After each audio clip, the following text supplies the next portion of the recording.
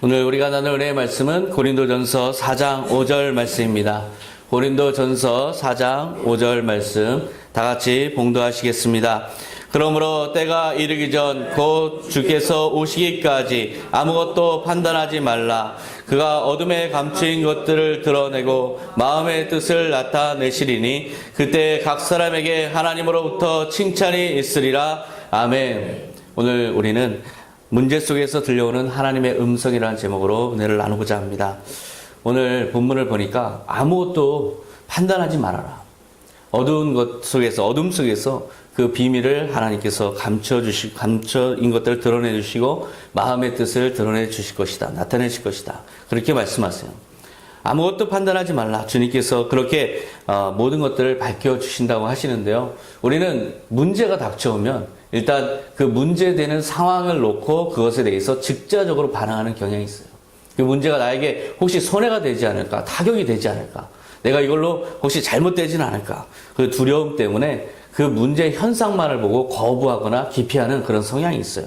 그런데 오늘 말씀처럼 우리가 즉각 그것을 판단하는 것이 아니라 아무것도 모든 전말을 우리가 지레 짐작해서 대하는 것이 아니라 그것을 놓고 주님께 기도하고 그것이 주님의 뜻이 무엇입니까? 라고 우리가 간구하면 주님께서 그 뜻을 결국 우리에게 밝혀주신다는 그런 말씀입니다. 그렇게 문제를 대하는 우리가 되어야 되는데요. EBS의 방송에 세상에 나쁜 개는 없다라는 프로가 있어요. 다들 보셨죠? 저는 그 프로를 보면서 이 반려견이 문제 행동하는 것을 이 전문가가 대할 때 그리고 주인들이 대할 때 완전히 다르더라고요. 그것을 제가 지난주에 그것을 한번 봤습니다. 거기 보니까 악마견이 나와요. 악마견 짱이라는 이 악마견이 나오는데요. 그냥 사람만 보면 지저대는 거예요. 그리고 물어뜯고 그리고 눈에 보이는 것들은 전부 이렇게 헤집어 놓는 그런 악마견이었어요. 사고뭉치였어요. 이 사고뭉치가 전문가의 도움을 받아서 전문가 앞에서 이 대응을 전문가의 어떤 전문적인 대응을 받으니까 한순간에 달라지는 그 모습을 보면서 너무나 놀랐어요. 어떻게 저렇게 달라질까? 어떻게 저렇게 변할 수 있을까? 전문가의 눈에는 이게 달리 보인 거죠. 전문가의 눈에는 이 뭔가 문제의 원인이 그 주인이 보는 것과는 완전 다르게 문제의 원인이 그 문제 행동을 하는 계획에서 있는 것이 아니라 오히려 잘못된 인간의 주인의 어떤 잘못된 대응 방식 잘못된 행동에 그 원인이 있다는 걸 밝혀내면서 문제에 대한 접근법이 바뀌고 결국 문제가 해결되는 것을 제가 보게 되었어요. 주인은 짱이가 문제 행동을 하는 걸 보면서 아주 즉각적으로 반응해요. 그 문제 상황 자체를 덮으려 해요. 그 문제 상황 자체가 없기를 바라는 거죠. 그래서 바로 효과를 낼 수 있는 아주 강압적인 방법을 그동안 사용해 왔어요. 가둔다든지 철창에 가두더라고요. 그리고 묶어놓고 그리고 화를 내고 그렇게 하면서 강압적으로 즉각 효과가 나올 수 있는 그런 방식을 사용하는데 사실 그것이 오히려 문제를 더 키워온 그런 결과를 낳았던 걸 우리가 볼 수 있었어요.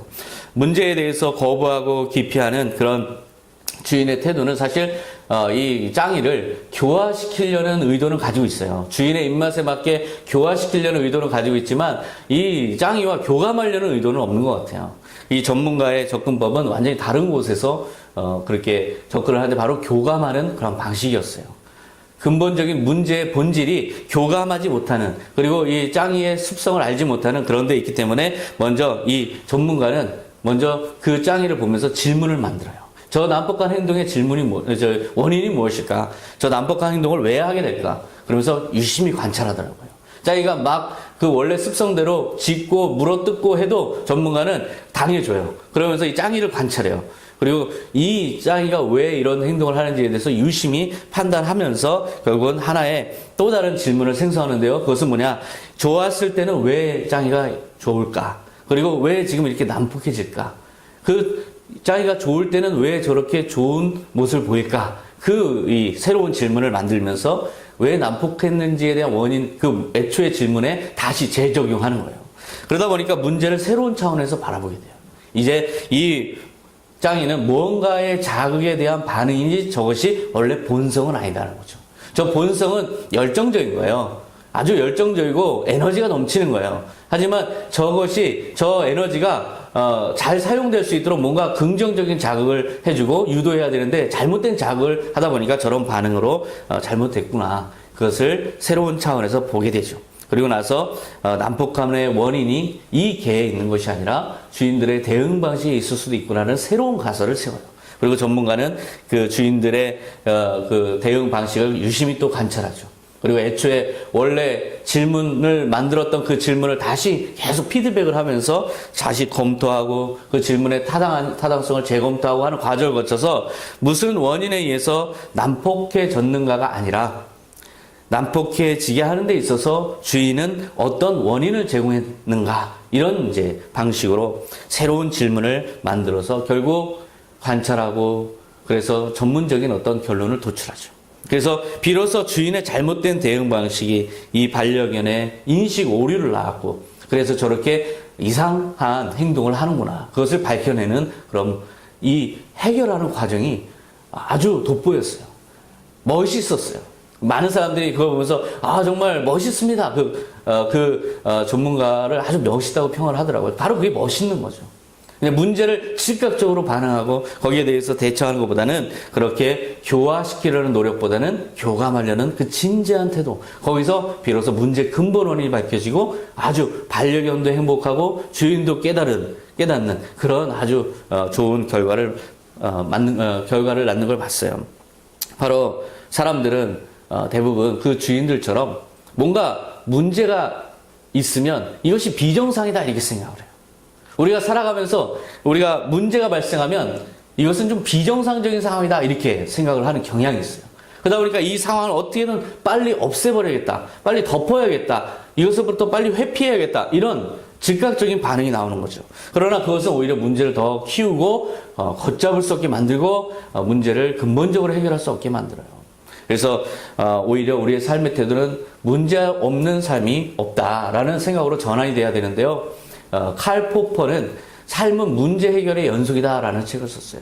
거기서 비판적 합리성을 제시하면서 이 문제를 끊임없이 재검토하고 질문을 생성하고 그렇게 피드백의 과정을 거치고 다른 사람들과 비판의 과정을 거치면서 합리적인 해결을 도출하는 그런 방법론을 그렇게 제시해서 노벨상을 타고 지금 우리 전체 대학에서 이루어지는 모든 접근법이 다 이 포퍼의 방식이에요. 바로 이렇게 문제 자체를 거부하거나 그것을 문제시하는 것이 아니라 새로운 접근을 우리가 하려는 노력이 필요한데요. 우리 크리스찬들도 우리는 주로 이제 그 문제에 굉장히 민감하죠. 우리가 예수님 믿는데 왜 이런 문제에 우리가 봉착하게 되지? 예수님 믿는데 문제가 없어야지. 좀 평안해야지. 왜 이렇게 문제가 계속해서 걷잡을 수 없이 닥쳐오지? 이건 뭔가 비정상적인 상황 아닌가? 뭔가 하나님이 계신 것인가? 이런 생각을 할 수가 있어요. 하지만 문제를 대하는 우리의 그 태도가 문제라는 것입니다. 오히려 그것을 거부하고 회피하기보다는 문제의 원인이 무엇일까? 이 문제의 원인이 무엇일까? 그리고 이 문제가 왜 올까에 대한 근본적인 질문을 만들고 이것을 통해서 하나님 무엇을 나에게 말씀하실까? 이게 무슨 뜻일까? 이렇게 계속해서 하나님께 질문을 던지고 또한 그것에 대해서 관찰하고 또한 성경을 통해서 이 믿음의 사람들은 어떻게 이 문제를 대처해 왔는지를 검토하고 피드백하는 과정을 거치면서 결국 그 속에서 그 문제 속에서 바로 오늘 설교 제목처럼 들려오는 하나님의 음성을 들을 수 있는 것입니다. 하박국 선지자의 삶은 질문의 연속이었어요. 그 중에서도 신정론의 질문을 던졌는데요. 하박국이 봤을 때 이런 질문이 만들어지는 거예요. 어찌하여 세상은 의인은 잘못되고 저렇게 악인은 승승장구하는 것입니까? 어떻게 저렇게 악한 자들이 득세하는 것입니까? 이것은 도저히 풀리지 않는 질문입니다. 살아계신 하나님을 내가 믿지만 어떻게 이런 일들이 오히려 상식처럼 벌어지고 있습니까? 바로 그 질문을 던졌어요. 당시에 중동의 국제 정세는 바벨론 중심으로 움직였어요. 바벨론이 아수르 제국을 멸망시키고 그리고 애굽을 갈그미스 전투에서 완전히 제압하고 이제 바벨론이 신흥 강대국으로 제국으로 등극하는 그런 상황이었어요. 유다도 마찬가지죠. 이 하박국이 속했던 이 유다 왕국도 이 바벨론의 세력하에 넘어가고 그 압제를 이제 받기 시작하는 그런 상황이에요. 이 하나님을 모르는 이방 민족에게 완전히 성전이 그 약탈되고 성전이 파괴되는 그런 위기 상황에서 예루살렘 성전을 중심으로 활동했던 이 하박국 선지자는 당연히 그런 질문을 던질 수밖에 없는 거죠. 도대체 하나님 어디 계십니까? 하박국 1장 2절에 보면 여호와여 내가 언제까지 부르짖어야 주께서 들어주시겠습니까? 내가 횡포라고 외쳐도 주께서 구해주시지 않으십니다. 이토록 하박국 선지자는 하나님이 도대체 계십니까? 하나님 이 불의를 보고 계십니까? 그런 질문을 던지는 거예요. 1장 3절에 보면 어째서 나에게 불의를 보게 하시며 악을 목격하게 하십니까? 파괴와 폭력이 내 앞에 있고 다툼과 분쟁이 곳곳에 있습니다.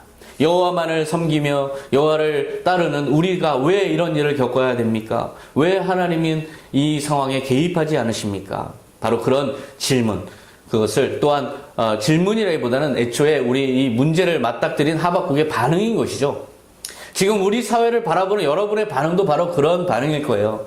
도대체 하나님, 우리 선교 한국이 왜 이렇게 됐습니까? 왜 이렇게 하나님을 잘 섬기고 이렇게 정말 믿음의 사람들이 1000만 명이나 있는 이 나라가 왜 이렇게 됐습니까? 왜 이런 분쟁과 이런 쟁투를 우리는 바라봐야 됩니까? 이런 불의를 왜 눈 감고 계십니까? 바로 여러분들이 던지고 싶은 그런 질문이에요. 하박국은 정확하게 1장 4절에서 우리가 던지고 싶은 그 질문을 하나님께 던져요. 그래서 법이 무시되고 정의가 실현되지 못하고 있습니다. 악인이 의로운 자를 둘러싸고 있으므로 부정이 판을 치게 되었습니다. 이렇게 하나님께 사실은 탄식하고 있는 거예요. 이건 바로 우리의 탄식이에요. 지금 이 세태를 바라보는 우리의 탄식이죠. 어떻게 하여 이렇게 부정이 판을 치게 되었습니까? 부정이 나라를 지배하고 소수의 부당한 권력이 어떻게 이렇게 나라의 모든 법들을 다 망가뜨리고 이렇게 정의가 사라지게 만들었습니까? 바로 그것이 우리가 지금 하나님께 하는 탄식과 똑같은 거예요. 우리가 이 문제 상황을 보면서 우리도 이렇게 분노로 하나님께 표출할 수 있어요. 하나님께 분노를 토로할 수 있고 하나님의 그 침묵에 대해서 우리가 항변할 그것에 대해서 비판하고 그렇게 하나님의 개입을 촉구할 수 있어요. 하지만 하박국은 이런 상황 속에서 하나님께 토로하면서도 믿음을 잃지 않아요. 하나님에 대한 기대를 잃지 않아요. 상황에 좌절하고 하나님을 등지는 것이 아니라 눈앞의 현상을 무비판적으로 바라보는 것이 아니라 그 속에서 하나님에게 질문을 던지고 그 속에서 진지하게 이 상황이 무슨 상황인가에 대해서 하나님의 뜻을 찾으려고 애쓰는 그의 모습을 볼 수가 있어요.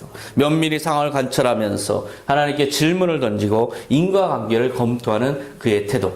2장 1절에 나오는데요. 내 망대에 올라가서 기다리며 내 질문에 대하여 여호와께서 어떻게 대답하실지 알아보고 또 내가 책망을 받을 경우 대답할 말도 생각해 보겠다.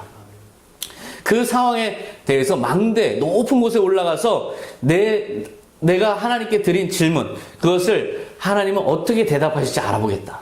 그리고 내가 책망을 받을 경우에도 내가 대답할 거를 준비하겠다. 이렇게 그냥 문제를 감정적으로 본능대로 그렇게 대응하는 것이 아니라 받아들이는 것이 아니라 진지하게 하나님께 문제 상황을 놓고 하나님께 질문하고 그리고 그 상황을 하나님은 어떻게 처리해 오셨는지 어떻게 이런 상황에 역사에 오셨는지를 면밀하게 검토하는 그의 모습을 볼 수가 있어요.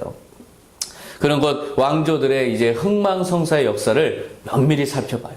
성경을 통해서 전해 내려오는 많은 믿음의 이야기를 통해서 그렇게 역사를 검토해 보면서 자기가 원래 던졌던 질문, 의인은 어떻게 이렇게 잘못되고 악인들이 어떻게 득세합니까? 이 질문에 대해서 그 타당성을 계속해서 재검토하는 그런 과정을 거쳐요.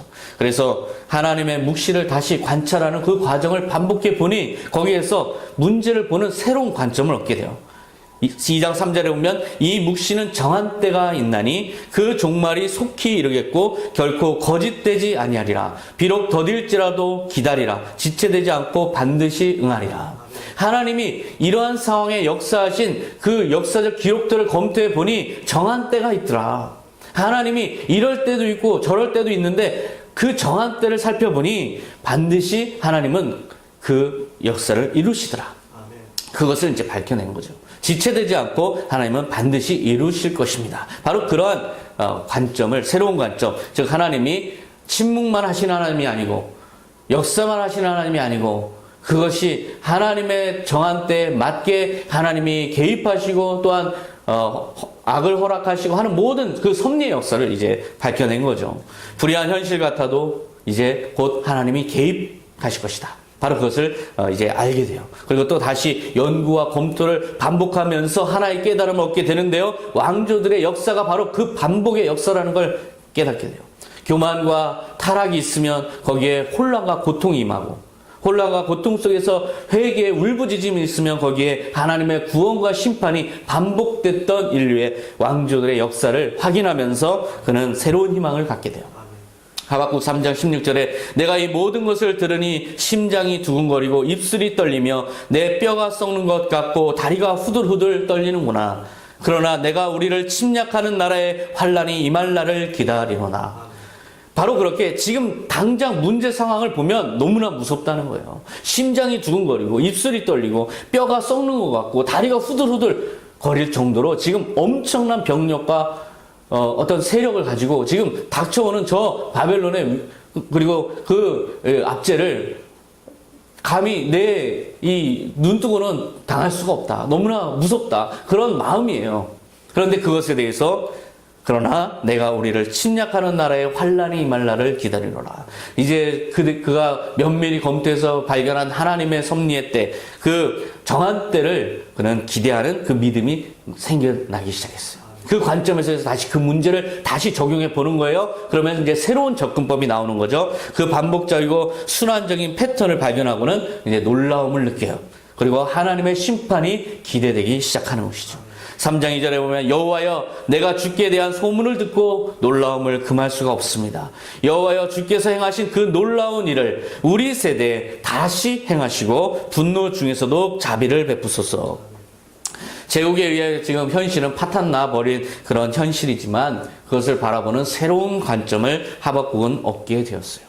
주님은 분명히 그 역사, 반복했던 역사처럼 주님께서는 분명히 궁극적으로는 악인을 심판하시고 의인을 살리실 것이다. 그 믿음이 이제 생겨나는 것이죠. 바로 그런 확신을 갖게 된 하박국의 믿음의 고백 2장 4절에 나오는데요. 이것은 바로 루터가 종교 개혁을 할 때 가졌던 바로 그 통찰력을 얻었던 바로 그 말씀이에요. 보라 그의 마음은 교만하며 그 속에서 정직하지 못하나 의인은 그 믿음으로 말미암아 살리라. 바로 그 믿음으로 바라보면 하나님께서 정한 때 반드시 역사하시더라. 바로 그 이제 문제가 문제로 안 보이는 거죠. 문제를 보면 이제 그 문제 속에서 하나님의 음성이 들리는 거예요. 바로 이 하박국은 믿음으로 문제를 바라보기 시작해요.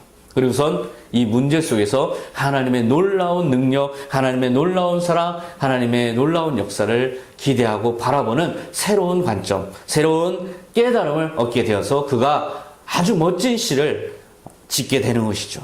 하박국 3장 17절 말씀입니다. 천천히 우리가 같이 묵상할까요? 비록 무화과 나무에 꽃이 피지 않고 포도나무에 포도가 없으며 감람나무에서 기름이 나지 않고 밭에서 농작물이 나지 않으며 우리의 양이 없고 외양간에 소가 없을지라도 여호와 하나님이 나의 구원이 되심으로 내가 기뻐하고 즐거워하리라. 하박국은 완전히 다른 사람으로 바뀌었어요. 그 불의한 세력이 득세하는 걸 보면서 어찌하여 여호와여 저렇게 의인은 잘못되고 악인은 득세합니까? 하나님께 그렇게 불만을 토로하고 그 침묵에 대해서 그렇게 하나님을 비판했던 하박국의 마음은 어느덧 그 문제를 객관화시켜서 그 문제 속에서 하나님의 역사를 면밀하게 검토하고 하나님의 살아계신 역사들의 기록을 살펴보면서 계속 질문과 답을 얻는 과정을 반복한 결과 이제 거기에서 하나님의 음성을 듣게 되니 그의 마음속에 이제 믿음이 생긴 거죠. 그 믿음은 바로 이러한 끔찍한 상황에서도 결국 내가 기뻐하고 즐거워하리라. 바로 이런 최고의 승화된 믿음의 단계까지 그는 올라가는 걸 볼 수가 있어요. 지금 이 시에 표현된 이 기록에 나온 이 내용은 정말 비참한 상황이에요. 무화과 나무에 꽃이 피지 않으니 무화과 열매를 얻을 수가 없고요. 포도나무에 포도가 없으니 아무 열매를 기대할 수 없어요. 감람나무에 기름이 나지 않으니 기름으로 할 수 있는 모든 조리가 불가능하고요. 밭에서 농작물이 나지 않으니 먹고 살 길이 없고요. 우리의 양이 없으니 이제 아무 희망이 없는 거죠. 유목민에게. 외양간에 소가 없으니 아무런 자산이 없는 것이죠. 그럼에도 불구하고 여호와 하나님이 나의 구원이 되심으로 내가 기뻐하고 즐거워하리라. 다니엘이 불 속에 들어가는 그 절체절명의 위기 가운데서도 그리 아니하실지라도 나는 여호와를 계속 믿겠습니다 하는 그 기록이나 마찬가지예요. 바로 이런 위대한 신앙을 그는 깨닫게 돼요. 바로 그는 하나님은 과연 살아 계십니다 라는 확고한 결론에 도달한 것이죠. 그래서 하박국 1장 12절에 여호와여 나의 거룩하신 하나님이시여 주는 영원전부터 계시지 않으십니까? 우리는 죽지 않을 것입니다. 영원전부터 하나님이 계시다는 것이 어떤 결론으로 이어져요? 나는 죽지 않을 것입니다. 영존의 믿음으로 이어지는 거예요. 우리가 어떠한 이 문제 상황 가운데서도 결국 이 문제 때문에 우리는 죽지 않을 것입니다. 왜? 그 근거가 뭐예요? 하나님은 영원 전부터 계시지 않습니까? 나는 그 계신 하나님을 믿습니다. 그러니 이 문제는 더 이상 문제가 아니며 이 문제 속에서 하나님의 음성을 듣기만 하면 되는 것입니다.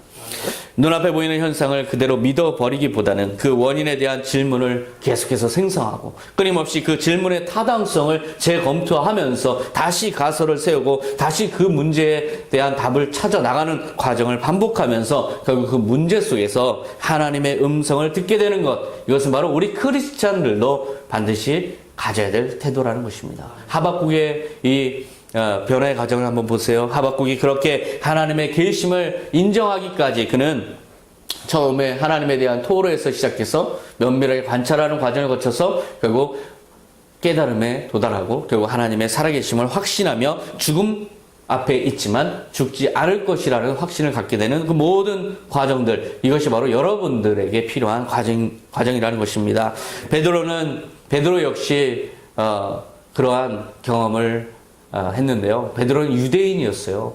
베드로는 유대인으로서 이방 민족하고 어울리면 안 되는 그런 관습을 가지고 있어요. 이방인과 교제하면서 가까이 하는 것은 위법이라고 생각하던 유대인이었어요.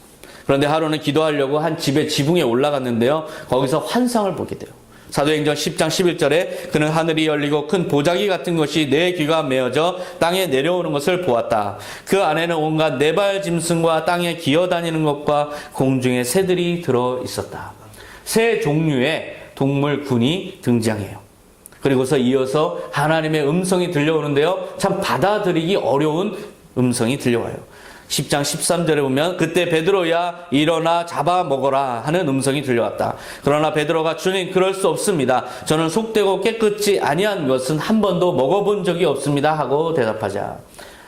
지금 베드로는 이 환상을 왜 하나님께서 보여주셨는지를 전혀 생각하지 못하고 있어요. 이 환상 속에서 보이는 이 동물들은 자기가 생각할 때 아주 속되고 깨끗지 않은 동물들로 보였어요.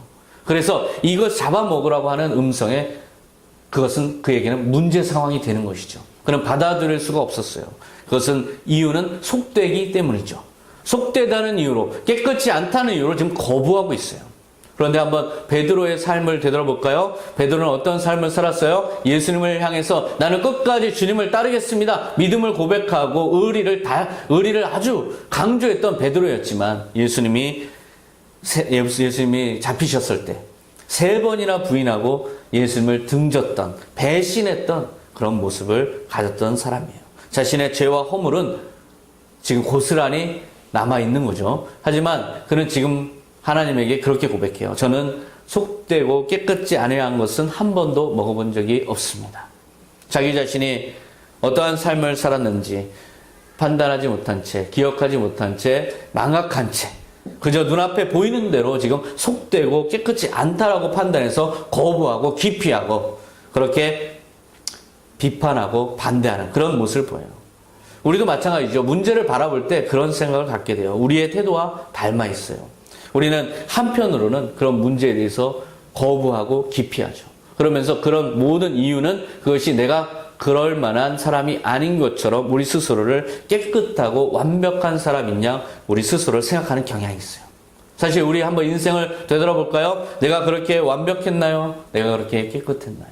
하지만 우리도 어느덧 그렇지 못한 사람들을 바라보면서 어느덧 우리도 내면의 내심 위세를 부리고 있는 건 아닌가. 바로 그런 태도, 바로 베드로의 태도이고, 그런 태도로 문제를 맞닥뜨리면 항상 우리는 기피하거나 거부하는 반응을 하게 돼 있어요. 그 속에서 하나님의 뜻은 무엇일까? 그 속에서 이것을 왜 겪어야 되는 일이 되었을까? 성찰하기보다는 즉각적으로 나한테 뭐가 튈까? 뭐가 나에게 손해가 될까? 해서 거부하는 우리의 태도와 아주 닮아 있는 거죠.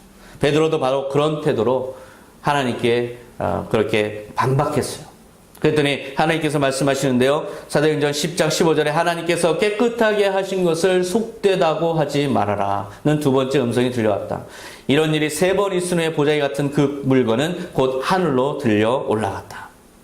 하나님께서는 지금 베드로 너 자신의 삶을 되돌아봐라. 그리고 또 하나님께서 깨끗하게 한 것을 어떻게 속되다고 하겠느냐.